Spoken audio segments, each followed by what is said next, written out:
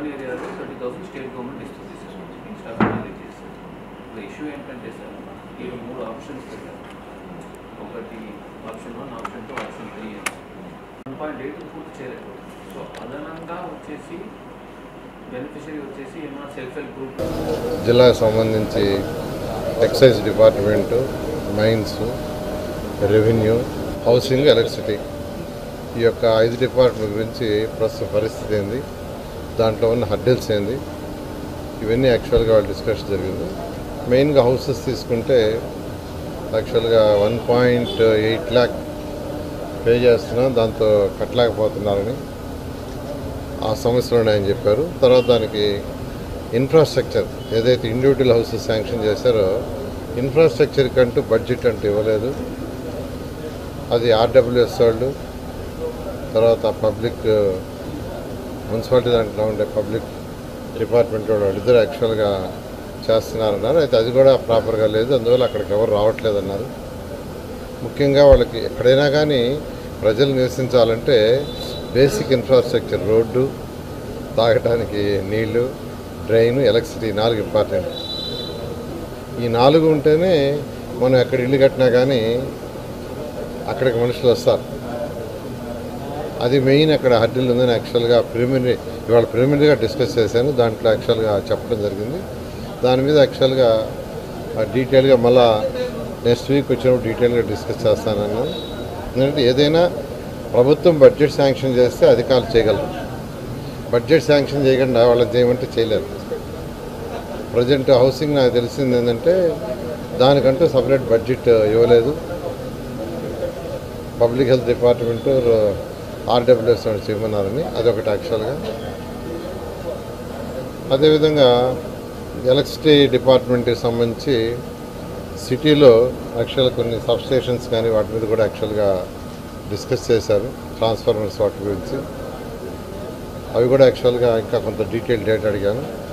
అదేవిధంగా మైన్స్ ఏదైతే ఈరోజు కొంత డిస్కస్ చేయడం జరిగింది, ఇంకా కూడా కొన్ని డీటెయిల్స్ అడిగాను. మరొక 4 రోజుల్లో నేను మళ్ళీ వస్తాను, ఆ డీటెయిల్స్ అని తీయమని. అవన్నీ కూడా తీసిన తర్వాత చేస్తాం. ఒకటే నేను డిపార్ట్మెంట్ అధికారులందరికీ చెప్పేది ఒకటే, ఎవరిని కూడా అరాచ్ చేయకుండా ప్రజలకు సుపరిపాలన కావాలి, హరాస్మెంట్ వద్దు, వర్క్స్ ప్రజలకి ఇమీడియట్గా జరగాలి. ఏదైతే రూల్స్ అండ్ రెగ్యులేషన్స్ ప్రకారం ఉంటాయో అవన్నీ. రిగార్డింగ్ నుడా వాళ్ళతో కూడా నేను డిస్కస్ చేయడం జరిగింది. ఈ నుడాలో కూడా లేఅవుట్స్లో కొద్దిగా అవకతవకలు ఉన్నాయని నా దృష్టికి వచ్చింది. అవన్నీ సరిచేయమని చెప్పాను. నేను ఎవరైతే లేఅవుట్లు వేస్తున్నారో వాళ్ళందరూ కూడా, ఎవరైతే ఆ బిజినెస్ చేస్తున్నారో వాళ్ళందరినీ కూడా రిక్వెస్ట్ చేసేది ఏంటంటే, మీరు ఏదైతే రూల్స్ అండ్ రెగ్యులేషన్స్ ఉన్నాయో దాని ప్రకారం ఉండి మీకు గంటల్లో అప్రూవల్ వచ్చేది చేస్తాం. ఎందుకంటే ఈ భారతదేశంలో ఫస్ట్ టైం ఆంధ్రప్రదేశ్లో 2014-19 కానీ మినిస్టర్ ఉన్నప్పుడు బిల్డింగ్ అప్రూవల్ ఆన్లైన్ తీసుకొచ్చాను. వితిన్ సెకండ్స్లో అప్రూవల్ వచ్చేటట్టుగా.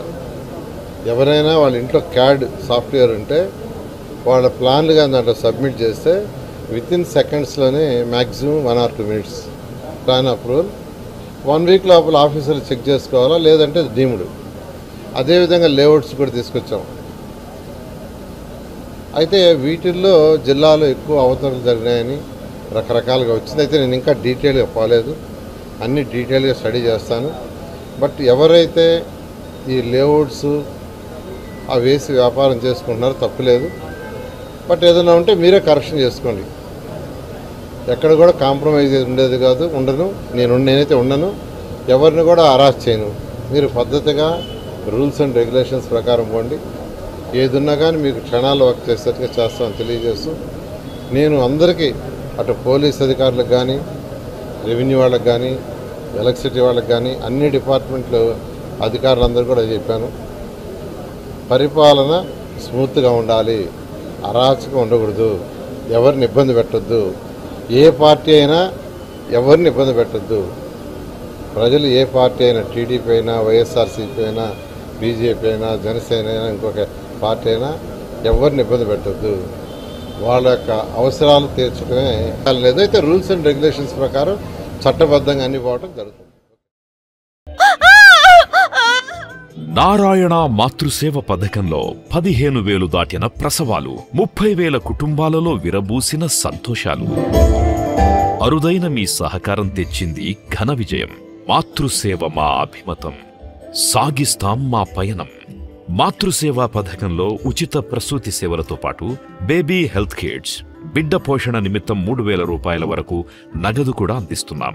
అమ్మతనానికి కమ్మనైన పథకం నారాయణ మాతృసేవ పథకం.